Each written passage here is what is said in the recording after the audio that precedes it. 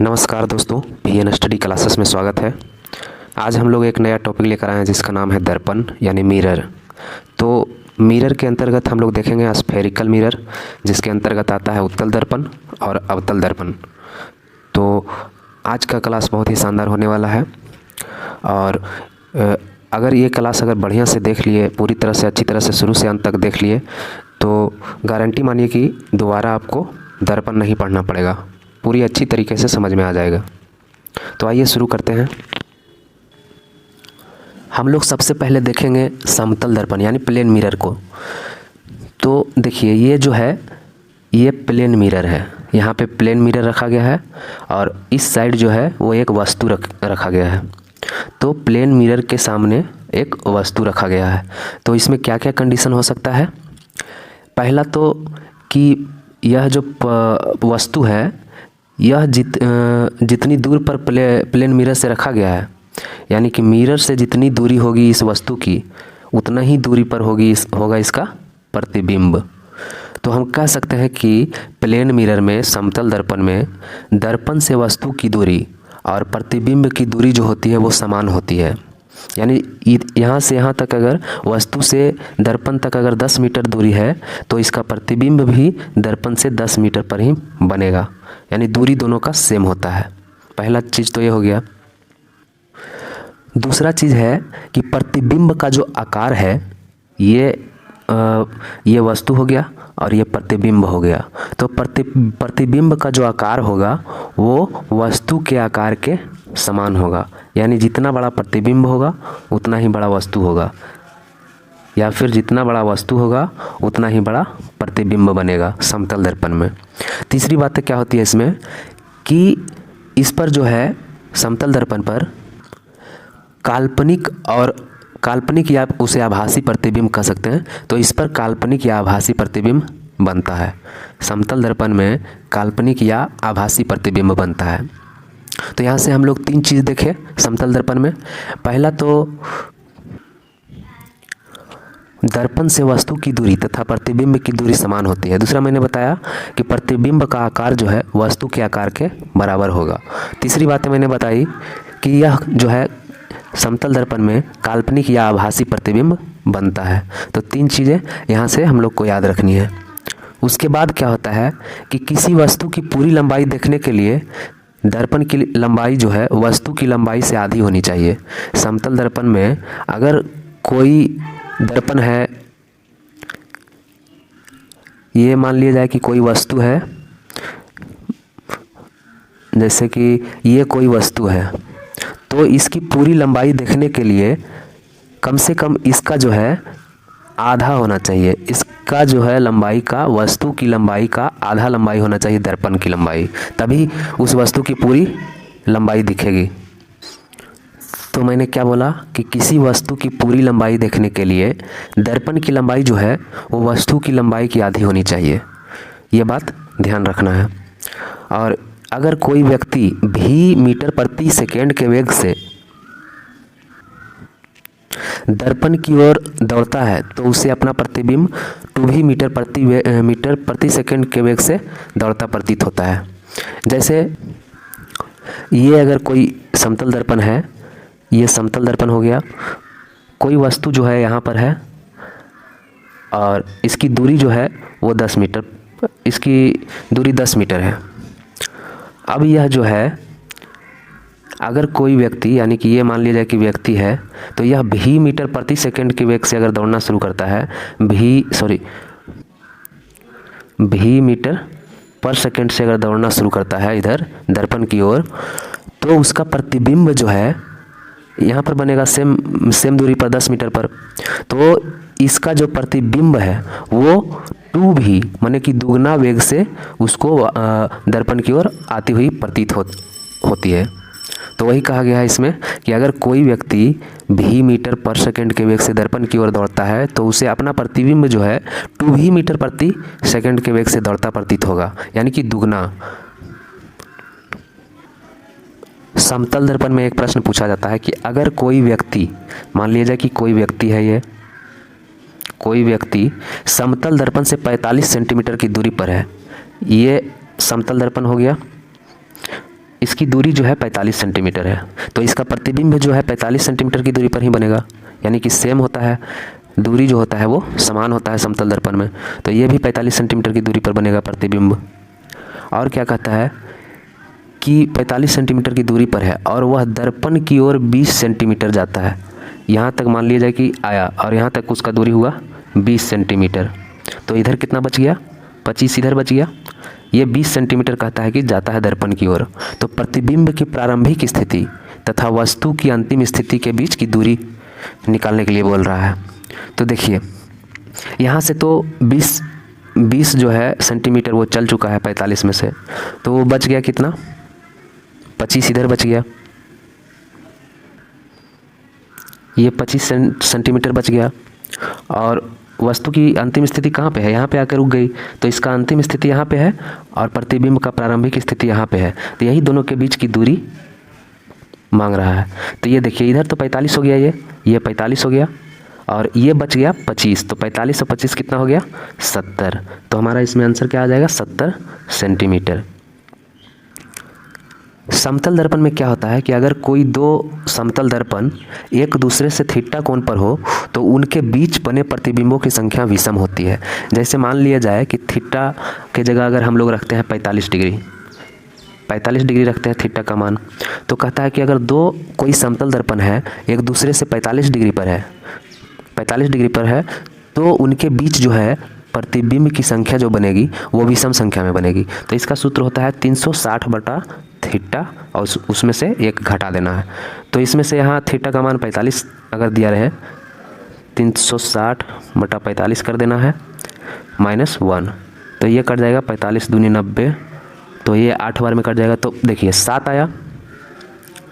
यानी प्रतिबिंबों की संख्या जो बनेगी, अगर कोई दो समतल दर्पण है और एक दूसरे से थीटा कोण पर होगा तो उसके बीच जो प्रतिबिंब की संख्या होगी वो हमेशा विषम संख्या में होगी। यानी देखिए 7 है विषम संख्या, तो यही बात इसमें बताया गया है।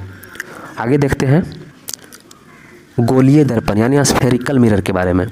तो गोलीय दर्पण किसे कहा जाता है, तो गोलीय दर्पण जो है खोखले गोले का भाग होता है जिसका एक भाग उभरा हुआ होता है और एक भाग धंसा हुआ होता है। जैसे इसमें देखिए ये जो है ये एक क्या है, तो ये एक गोला का भाग है और इसी से दो प्रकार का दर्पण का निर्माण होता है। ये देखिए इस साइड पेंट किया हुआ है, यानी कि परावर्तक सतह जो है वो उभरा हुआ है, तो ये कौन सा हो जाएगा, उत्तल दर्पण ये हो जाएगा। और ये जो है ये भी देखिए इसका भी भाग उभरा हुआ है, तो ये भी हो जाएगा उत्तल दर्पण, ये भी उत्तल दर्पण है। तो जिसका जो है उभरा हुआ भाग होगा वो उत्तल दर्पण होगा। तो उत्तल दर्पण और अवतल दर्पण दोनों का जो निर्माण होता है वो एक गोलीय दर्पण के द्वारा ही होता है, स्फेरिकल मिरर के द्वारा होता है। इसमें क्या होता है, गोलीय दर्पण में कौन कौन सी चीज़ें होती है वो हम लोग को जानना बहुत ज़रूरी होता है। तो आइए एक एक पॉइंट को हम लोग देखते हैं। ये देखिए ये ध्रुव के बारे में कहा गया इसमें। तो गोलीय दर्पण पर केंद्र बिंदु ध्रुव कहलाता है, जिसे पोल बोला जाता है। ये जो देख रहे हैं हरा वाला बिंदु ये हो गया पोल और ये जो हो गया ये प्रधान अक्ष हो गया। तो ये कोई दर्पण है, कौन सा दर्पण है, तो ये अवतल दर्पण है क्योंकि इसका जो है परावर्तक सतह धंसा हुआ है। तो इसके जो केंद्र बिंदु है, यहाँ केंद्र बिंदु हो गया, केंद्र बिंदु ही इसका ध्रुव कहलाता है, जिसे P से डिनोट किया जाता है, ध्रुव को P से डिनोट किया जाता है। उसके बाद हम लोग देखते हैं वक्रता त्रिज्या किसे कहते हैं। तो ये देखिए ये यहाँ पे P हो गया, पोल हो गया, ये वाला बिंदु जो हो गया वो पोल हो गया, और यहाँ जो हो गया ये C हो गया, वक्रता केंद्र हो गया। क्योंकि यह जो है एक खोखले गोले से बना है, तो खोखले गोले इस प्रकार रहेगा, तो इसका जो है सेंटर केंद्र जो है वो बीच में होगा। अगर इसको तोड़ेंगे तो यहाँ से ये अलग अलग दर्पण का निर्माण होगा, तो इसका जो है ये वक्रता केंद्र कहलाएगा। ये वाला पार्ट जो है, ये वाला बिंदु जो है वो वक्रता केंद्र कहलाएगा। यही यहाँ पर दिखाया गया है, C जो है वो वक्रता केंद्र है। वक्रता केंद्र और वक्रता त्रिज्या में बहुत अंतर होता है। तो आप लोग समझ गए कि ये हो गया पोल यहाँ पे, और ये हो गया वक्रता केंद्र। तो इसमें कहा जाता है कि वक्रता केंद्र यानी C और ध्रुव यानी P के बीच की दूरी को वक्रता त्रिज्या बोला जाता है। यानी यहाँ से यहाँ तक की दूरी को वक्रता त्रिज्या बोला जाता है। एक इसमें होता है प्रधान अक्ष, जिसे प्रिंसिपल एक्सिस बोला जाता है। तो वक्रता केंद्र और ध्रुव से होकर गुजरने वाली सीधी रेखा जो होती है उसको प्रधान अक्ष या प्रिंसिपल एक्सिस बोला जाता है। ये देखिए, यहाँ पे पोल हो गया P और यहाँ पे वक्रता केंद्र हो गया। तो वक्रता केंद्र से पोल की ओर गुजरने वाली सीधी रेखा को क्या कहा जाता है? तो इसे प्रधान अक्ष कहा जाता है, प्रिंसिपल एक्सिस बोला जाएगा। अब हम लोग देखेंगे अवतल दर्पण द्वारा निर्मित प्रतिबिंबों को प्राप्त करने का नियम। तो उसमें पहला नियम क्या कहता है कि जब प्रधान अक्ष के समानांतर वाली प्रकाश किरण परावर्तित होती है, यानी प्रधान अक्ष कौन हो गया? प्रिंसिपल एक्सिस ये वाला हो गया। तो इसके समानांतर जो प्रकाश की किरण है, इसके समानांतर कौन हो गया? ये देखिए, ये वाला जो जा रहा है ये प्रधान अक्ष के समानांतर है, या फिर नीचे से भी जा सकता है, ये भी प्रधान अक्ष के समानांतर है। तो प्रधान अक्ष के समानांतर यानी इसके समानांतर जो प्रकाश किरण परावर्तित होती है तो वह उसके फोकस से होकर गुजरती है। ये देखिए, फोकस हो गया। ये वक्रता केंद्र और पोल के बीच की जो दूरी होती है उसे फोकस बोला जाता है। तो इसमें जो है वह अगर कोई प्रधान अक्ष के समानांतर कोई प्रकाश किरण अगर परावर्तित होती है तो परावर्तन के बाद वह जो है फोकस से होकर गुजरती है। यही बात इसमें बताया गया है पहला नियम में। तो अवतल दर्पण में पहला नियम क्या याद रखेंगे कि प्रधान अक्ष के समानांतर वाली प्रकाश किरण परावर्तित होने के बाद वह फोकस से होकर गुजरेगी, पहला। और दूसरा नियम क्या होता है? दूसरा होता है कि जब प्रकाश किरण वक्रता केंद्र से होकर गुजरती है, ये देखिए, ये C हो गया वक्रता केंद्र। तो यहाँ से अगर गुजरती है, वक्रता केंद्र से होकर अगर गुजरती है तो वापस जो है उसी पथ पर लौट जाती है। जिस पथ से वक्रता केंद्र से होकर अगर जाती है प्रकाश किरण, अवतल दर्पण पर अगर वक्रता केंद्र से होकर प्रकाश किरण जाती है तो वह उसी रास्ते से वापस लौट जाती है, यानी कि उसी पथ पर वापस परावर्तित हो जाएगी। तो ये हो गया हमारा दूसरा नियम अवतल दर्पण। अब देखते हैं तीसरा नियम। तो दोस्तों, आप लोग वीडियो को पूरा देखिए, आप लोग को पूरा मैं एकदम समझा दूंगा, उसके लिए आपको पूरा देखना होगा। अभी मैं आपको बता रहा हूँ, ये बहुत ही इजी हो जाएगा समझना, वो मैं आपको वीडियो में आगे बताऊंगा कि कैसे समझना होता है। तीसरा नियम क्या होता है कि जब प्रकाश किरण फोकस से होकर गुजरती है, ये फोकस हो गया, यहाँ पर कहीं वक्रता केंद्र होगा C, यहाँ पे पोल है। तो जब प्रकाश किरण फोकस से होकर गुजरती है, इधर से अगर गुजरते हैं फोकस से अवतल दर्पण पर, तो परावर्तन के बाद वह जो है मुख्य अक्ष के समानांतर हो जाती है। पहला नियम में हम लोग क्या देखे थे कि ये प्रधान अक्ष है और प्रधान अक्ष के समानांतर अगर हम प्रकाश किरण गुजारते हैं तो वह क्या होता है? फोकस से होकर वापस परावर्तित हो जाता है। लेकिन इसका जो है ये तीसरा नियम जो है उल्टा है। अगर हम फोकस से यहाँ गुजार रहे हैं तो वह प्रधान अक्ष के समानांतर हो जाता है परावर्तन के बाद। तो ये तो दो याद रख सकते हैं। तीसरा में मैंने क्या बताया था, दूसरा वाला नियम, कि ये प्रधान अक्ष है, यहाँ पे C है, यानी वक्रता केंद्र है। तो वक्रता केंद्र से अगर गुजारेंगे प्रकाश किरण तो वह उसी पथ से वापस लौट जाएगा परावर्तन के बाद। तो ये तीन नियम अभी तक मैंने बताया। पहला नियम क्या बताया कि अगर प्रधान अक्ष के समानांतर कोई प्रकाश किरण गुजारा जाता है तो परावर्तन के बाद वह जो है फोकस से होकर गुजरता है। दूसरा मैंने क्या बताया कि अगर वक्रता केंद्र से गुजारेंगे तो उसी रास्ते से वापस लौट जाएगा। तीसरा मैंने क्या बताया कि अगर फोकस से गुजारते हैं तो वह प्रधान अक्ष के समानांतर हो जाता है। ये देखिए, दोनों समानांतर है, ये प्रधान अक्ष है और इसके ये समानांतर है। तो ये तीन हो गया। चौथा नियम क्या है? चौथा नियम है कि ध्रुव पर पड़ने वाली प्रकाश किरण मुख्य अक्ष के साथ समान कोण बनाते हुए वापस परिवर्तित हो जाती है। अगर ध्रुव पर, ये पोल हो गया, ध्रुव हो गया, इस पर अगर कोई प्रकाश किरण जिस एंगल से हम गुजारेंगे तो उसी एंगल से वापस परावर्तित होगी। यानी कि यहाँ पर हम अगर 10 डिग्री के एंगल से अगर गुजार रहे हैं तो परावर्तन के बाद यह जो है 10 डिग्री का ही कोण बनाएगा। तो इसको हम कह सकते हैं कि मुख्य अक्ष के साथ जो है समान कोण बनाते हुए वापस हो जाती है। ये मुख्य अक्ष है, प्रधान अक्ष है। प्रधान अक्ष के साथ अगर ये 10 डिग्री का एंगल बना रहा है तो परावर्तन के बाद प्रधान अक्ष के साथ 10 डिग्री का ही एंगल बनाएगा। यानी ध्रुव पर अगर प्रकाश किरण पड़ेगा तो वह प्रिंसिपल एक्सिस के समान कोण बनाते हुए वापस निकल जाएगा, इसलिए यहाँ पे I बराबर R हो जाएगा। ये 4 नियम है अवतल दर्पण में। और अवतल दर्पण में जो वस्तु होती है वो छो स्थिति में होती है, यानी कि अवतल दर्पण में छो जगह ही वस्तु को रखा जाता है। देखिए बहुत ही सिंपल से मैं समझाता हूँ। ये कोई अवतल दर्पण है और ये हो गया आपका प्रधान अक्ष, यहाँ पे पोल हो गया यानी ध्रुव हो गया, यहाँ पे सी हो गया यानी वक्रता केंद्र हो गया, यहाँ पे फोकस होगा, उसके बाद यहाँ लास्ट में इधर अनंत होगा। तो देखिए अवतल दर्पण में मैं बताता हूँ कि इसमें 6 ही जगह वस्तु को रखा जा सकता है। पूरे ये जो दर्पण चैप्टर में है 6 ही जगह अवतल दर्पण में रखा जाता है। कहाँ कहाँ पर? तो एक तो है वस्तु को कहाँ रखेंगे? अनंत पर रखेंगे। दूसरा सी पर रखेंगे, यहाँ पे रखेंगे, सी पर रखेंगे। सी के परे रखेंगे, सी से दूर यहाँ रखेंगे इन्फिनाइट, और सी यानी सी से परे यानी सी से दूर रखेंगे तीसरा। चौथा हो गया सी और एफ के बीच में रखेंगे, इन दोनों के बीच में रखेंगे यहाँ पे। और पांचवा होता है एफ पर रखा जाता है, छठा होता है एफ और पी के बीच रखा जाता है। तो यही 6 स्थिति पर वस्तु को हमेशा रखा जाता है अवतल दर्पण में। पहला कहाँ रखा जाता है? अनंत पर रखा जाता है। दूसरा सी से परे रखा जाता है, इसको हम लोग बोलेंगे सी से परे, या इसे सी से दूर भी बोल सकते हैं।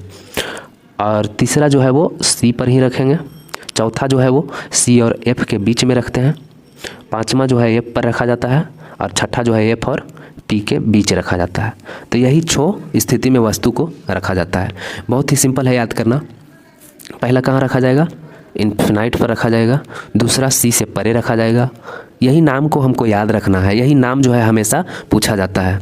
तो ये नाम बहुत ही सिंपल होता है। एक होता है अनंत पर रखा जाता है, दूसरा सी से परे रखा जाता है, तीसरा सी पे रखा जाता है, चौथा सी और एफ के बीच रखा जाता है, पाँचवा एफ पर रखा जाता है, और छठा एफ और पी पे रखा जाता है। तो जब इस स्थिति में वस्तु को रखा जाता है तो इसमें अवतल दर्पण में इसका जो प्रतिबिंब बनेगा वो 6 जगह पर बनेगा। वस्तु का प्रतिबिंब जो है अवतल दर्पण में 6 जगह ही बनता है, क्योंकि 6 जगह वस्तु को रखा जा सकता है, इसलिए इसका प्रतिबिंब भी 6 ही जगह बनता है। कहाँ कहाँ बनेगा आइए देखते हैं। ये हम ले लेते हैं एक अवतल दर्पण ले लेते हैं, और ये हो गया प्रधान अक्ष, यहाँ हो गया P, ये हो गया C, हो गया यहाँ बीच में हो जाएगा F फोकस, और यहाँ हो जाएगा इन्फिनाइट। तो यहाँ पर हम लोग देखते हैं कि वस्तु का जो प्रतिबिंब है वो कहाँ कहाँ बनेगा। तो देखिए इसका पहला प्रतिबिंब जो बनेगा वो फोकस पर बनेगा, यानी कि फोकस पर और उल्टा बनेगा। पहला प्रतिबिंब फोकस पर और उल्टा बनेगा। दूसरा प्रतिबिंब फोकस और वक्रता केंद्र के बीच बनेगा, और ये भी उल्टा बनेगा। अवतल दर्पण में टोटल जो है उल्टा ही बनेगा। और तीसरा जो है वो वक्रता केंद्र पर ही बनेगा, इसी पे बनेगा, सी पे ही तीसरा वक्रता केंद्र पर बनेगा। और चौथा जो है वक्रता केंद्र से परे बनेगा, यानी सी से परे बनेगा, यानी यहाँ पे बनेगा चौथा। और पांचवा जो है वो इन्फिनाइट पर बनेगा। और छठा जो प्रतिबिंब होता है, छठा प्रतिबिंब कहाँ बनेगा?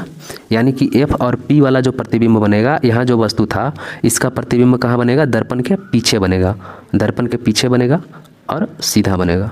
बाकी सब पांचों जो है वो उल्टा बनेगा। तो इसको हम अच्छी तरीके से समझते हैं। तो मैंने क्या बताया? पहला तो बताया कि अवतल दर्पण में वस्तु 6 स्थिति होती है वस्तु की। एक तो होता है अनंत पे, मैंने बताया ये वस्तु है अनंत पे रखा गया है। दूसरा जो है वो सी से परे रखा जाता है, और तीसरा जो है वो सी पर ही रखा जाता है। चौथा जो है वो सी और एफ के बीच रखा जाता है, और पांचवा जो है एफ पर ही रखा जाता है, और छठा जो है एफ और पी पे रखा जाता है। तो ये पहला हो गया, इसको इस साइड लिखते हैं। ये पहला हो गया, ये 2 हो गया, 3, 4, 5 और 6। ये हो गया वस्तु की स्थिति, मतलब कि अवतल दर्पण पर हम कहाँ कहाँ वस्तु को रखते हैं। और इसी का प्रतिबिंब जो बनेगा वो मैं इसमें दिखाता हूँ कहाँ कहाँ इसका प्रतिबिंब बनेगा। तो पहले वाले का ये जो है, पहले वाले का प्रतिबिंब जो बनता है वो कहाँ पे बनेगा? एफ पे बनेगा, और उल्टा बनेगा। ये देखिए इस प्रकार बनेगा, यानी इसका जो है प्रतिबिंब यहाँ बनेगा उल्टा, ये पहले का हो गया। दूसरा जो प्रतिबिंब बनेगा सी और एफ के बीच बनेगा, यहाँ पे बनेगा, ये भी उल्टा, सारा उल्टा बनेगा एक को छोड़ करके। और तीसरा जो है वो सी, इसका सी वाला तो सी पर ही बनेगा लेकिन उल्टा बनेगा तीसरा। चौथा जो है सी से परे है, ये सी से परे है, यहाँ पे बनेगा चौथा प्रतिबिंब। पांचवा जो है वो कहाँ पे बनेगा, तो इन्फिनाइट पे बनेगा, यहाँ पे बनेगा पांचवा। यानी कि इसका प्रतिबिंब ये जो एफ वाला है, एफ पर वस्तु रखा हुआ है तो उसका प्रतिबिंब इन्फिनाइट पे बनेगा। तो सीधा यहाँ पे जहाँ जहाँ वस्तु है उसको सीधा उलट करके इस प्रकार लिख देना है, इधर से 1 2 3 4 5, इस प्रकार अवतल दर्पण में प्रतिबिंब बनेगा। और छठा प्रतिबिंब जो बनता है ये वाला, इस वस्तु का जो प्रतिबिंब बनेगा वो दर्पण के पीछे बनेगा और वस्तु के सीधा ही बनेगा, दर्पण से पीछे बनेगा और सीधा प्रतिबिंब बनता है। अब हम लोग देखते हैं प्रतिबिंब का आकार।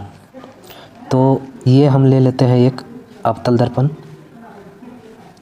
ये अवतल दर्पण ले लिए, ये हो गया प्रधान अक्ष, और इस पर जो यहाँ पे फोकस होता है, और ये हो गया सी वक्रता केंद्र, और यहाँ पे हो गया अनंत। तो यहाँ पे किस प्रकार बनता था, पीछे हम लोगों ने देखा कि एक तो प्रतिबिंब बना था एफ पे, तो जो एफ पे प्रतिबिंब बनेगा वो अत्यधिक छोटा होगा। उसके बाद सी और एफ के बीच जो बनेगा प्रतिबिंब वो थोड़ा सा बड़ा होगा। मतलब कहने का मतलब ये भी छोटा ही होगा, लेकिन एफ पर जो प्रतिबिंब बनेगा फोकस पर वो अत्यधिक छोटा होगा, और सी और एफ के बीच बनेगा वो भी छोटा होगा, लेकिन एफ वाले से थोड़ा सा बड़ा होगा। और सी पर जो प्रतिबिंब बनता है वो वस्तु के आकार का बनता है, यानी कि जितना बड़ा वस्तु होगा, इधर जितना बड़ा वस्तु उतना ही बड़ा इसका प्रतिबिंब बनेगा सी पर। एक बनता है सी से परे, वो इससे बड़ा होता है, यानी कि सबसे बड़ा होता है, अत्यधिक बड़ा होता है। और सबसे बड़ा इसके बाद कौन हो जाता है, इन्फिनिट पर जो बनता है, और एक प्रतिबिंब दर्पण के पीछे बनता है। तो इसमें सबसे छोटा प्रतिबिंब यानी अत्यधिक छोटा प्रतिबिंब कहाँ बनता है, फोकस पर, और उसके बाद छोटा प्रतिबिंब कहाँ बनता है, तो एफ और सी के बीच बनता है, और वस्तु के समान आकार का बनता है प्रतिबिंब वक्रता केंद्र पर यानी सी पर। और बड़ा प्रतिबिंब बनता है सी और सी के परे यानी सी से दूर, और अत्यधिक बड़ा बनता है इन्फिनाइट पर। तो ये हो गया वस्तु के प्रतिबिंब का आकार। अब हम लोग देखते हैं अवतल दर्पण द्वारा जो प्रतिबिंब की विभिन्न स्थितियां होती है, उनके लिए बने प्रतिबिंब की क्या क्या स्थिति होती है उसके बारे में हम लोग देखते हैं। तो ये देखिए, मैंने बताया था अभी कि अनंत पर, अगर अनंत पर वस्तु रखा है, बिंब मतलब होता है वस्तु की स्थिति, और प्रतिबिंब मतलब तो समझते ही हैं, और बिंब का मतलब वस्तु हो गया। तो वस्तु अनंत पर अगर है तो मैंने बताया कहाँ पे बनेगा, फोकस पे बनेगा, प्रतिबिंब जो है वो फोकस पे बनेगा, और साइज में जो होगा अत्यधिक छोटा होगा। पीछे मैंने बताया अभी कि साइज में बहुत ही छोटा होगा, और इसका प्रतिबिंब की जो प्रकृति होगा वो वास्तविक तथा उल्टा होगा। देखिए, जो भी प्रतिबिंब वास्तविक रहेगा यानी कि उल्टा जो रहेगा वो वास्तविक ही होता है, जो वास्तविक रहेगा वो उल्टा ही होता है, और जो काल्पनिक बनता है वो सीधा बनता है। जैसे कि मैंने पीछे बताया था कि दर्पण के पीछे बनता है वो क्या होता है, आभासी होता है। तो आभासी कैसा बना था, तो सीधा बना था, लेकिन अगर वास्तविक प्रतिबिंब बनता है तो वो उल्टा ही बनेगा। और दूसरा मैंने क्या बताया था कि सी से परे अगर वस्तु है, वस्तु की स्थिति अगर सी से परे है, सी से दूर है, तो उसका प्रतिबिंब कहाँ पर बनेगा, एफ और सी के बीच बनेगा, और छोटा आकार का बनेगा। अरे ये भी वास्तविक और उल्टा ही बनेगा। और जब वस्तु सी पर होगा तो उसका प्रतिबिंब कहाँ बनेगा, सी पर बनेगा। और मैंने बताया कि जब सी पर बनेगा प्रतिबिंब तो उसका आकार जो है वो सेम रहेगा, वस्तु के आकार का ही रहेगा, समान साइज का, और ये भी वास्तविक तथा उल्टा प्रतिबिंब बनेगा। और अगर वस्तु की स्थिति सी और एफ के बीच है तो उसका प्रतिबिंब सी से दूर बनेगा, यानी सी से परे बनेगा, इन्फिनाइट की तरफ, और यह बड़ा बनेगा, और यह भी वास्तविक तथा उल्टा बनेगा। और जब वस्तु की स्थिति एफ पर है, यानी कोई वस्तु एफ पर है, तो उसका अनंत पर प्रतिबिंब बनेगा, और यह अत्यधिक बड़ा होगा, और यह भी वास्तविक और उल्टा होगा।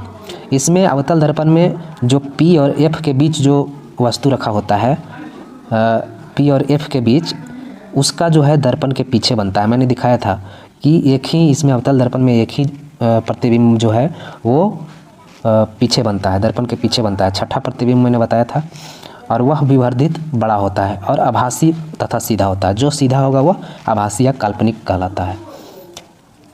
तो इसके बारे में आप लोग समझ गए होंगे बढ़िया से।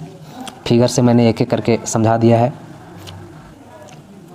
ये देखिए, मैंने बताया था कि अगर वस्तु, ये आदमी है, वस्तु है ये, अगर P और ये P हो गया, P और F के बीच है, अवतल दर्पण में अगर P और F के बीच है तो उसका प्रतिबिंब कहाँ बनेगा? दर्पण के पीछे बनेगा। ये देखिए, दर्पण के पीछे बनेगा और इससे बड़ा बनेगा, आवर्धित बड़ा बनेगा। तो यह छठा स्थिति मैंने बताया था कि P और F के बीच है तो दर्पण के पीछे बनता है। यही एक अवतल दर्पण में वस्तु की स्थिति है P और F के बीच, जिसका प्रतिबिंब दर्पण के पीछे बनता है। अब हम लोग देखते हैं अवतल दर्पण का क्या क्या उपयोग होता है। तो अवतल दर्पण का उपयोग टॉर्च में किया जाता है, वाहनों के हेडलाइट में किया जाता है, सर्च लाइट में, दाढ़ी बनाने वाला दर्पण में किया जाता है, और दंत चिकित्सा में किया जाता है, सौर भट्टियों को गर्म करने में किया जाता है। तो इन सभी में अवतल दर्पण का उपयोग किया जाता है। तो अवतल दर्पण के बारे में हम लोगों ने बहुत ही अच्छे तरीके से देखा है। उसमें वस्तु की 6 स्थितियाँ होती है, और उत्तल दर्पण में जो होता है वो 2 स्थिति होती है, वो मैं आगे बताऊंगा। पहले देखते हैं उत्तल दर्पण द्वारा निर्मित प्रतिबिंबों को प्राप्त करने का नियम क्या क्या है। तो पहला नियम इसका है उत्तल दर्पण का कि परावर्तन के बाद मुख्य अक्ष के समानांतर, ये देखिए, ये परावर्तन हो रहा है, प्रकाश का परावर्तन हो रहा है, प्रकाश के परावर्तन के बाद, ये परावर्तन के बाद देखिए किधर जा रहा है, तो मुख्य अक्ष के समानांतर प्रकाश की किरण फोकस से आती हुई प्रतीत होती है।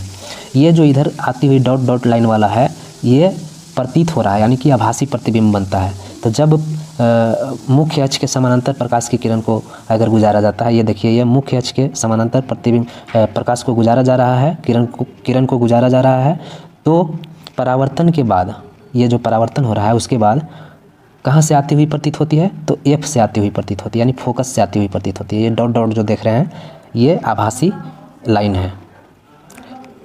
तो पहला नियम तो ये हो गया कि परावर्तन के बाद मुख्य अक्ष के समानांतर प्रकाश की किरण फोकस से आती हुई प्रतीत होती है। सिर्फ प्रतीत होती है, इसकी सिर्फ कल्पना की जा सकती है कि यह कहाँ से आ रहा है। तो यह देखिए, यह लग रहा है कि F से आ रहा है, ये जो जा रहा है इधर, ये F से होते हुए जा रहा है। और दूसरा नियम क्या है इसका कि अगर वक्रता केंद्र की ओर जाने वाली प्रकाश की किरण उसी मार्ग पर वापस परावर्तित हो जाती है। अगर कोई वक्रता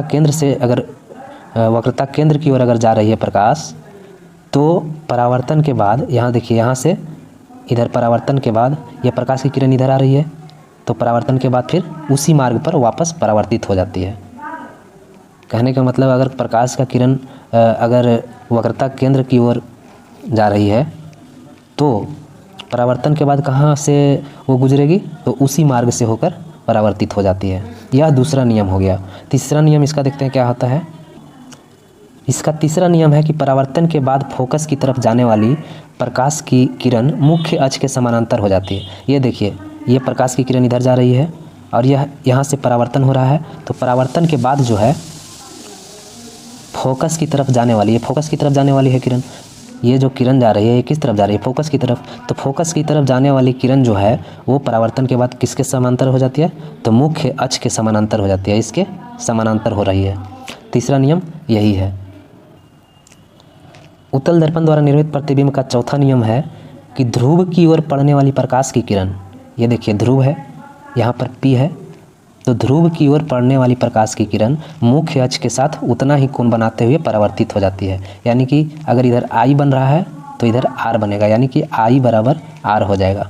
अगर 30 डिग्री का एंगल बना रहा है तो परावर्तन के बाद भी 30 डिग्री का ही एंगल बनेगा।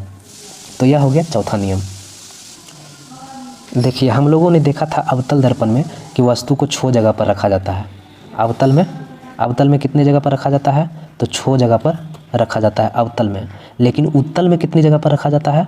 तो उत्तल दर्पण में जो है वो वस्तु को 2 जगह पर रखी जाती है, सिर्फ 2 जगह पर रखा जाता है। कहाँ कहाँ? तो एक तो अनंत पर, ये देखिए ये वस्तु रखा हुआ है अनंत पे।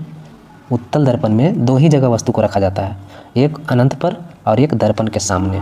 ये देखिए, ये दर्पण के सामने है, ये दर्पण हो गया और इसके सामने हो गया ये।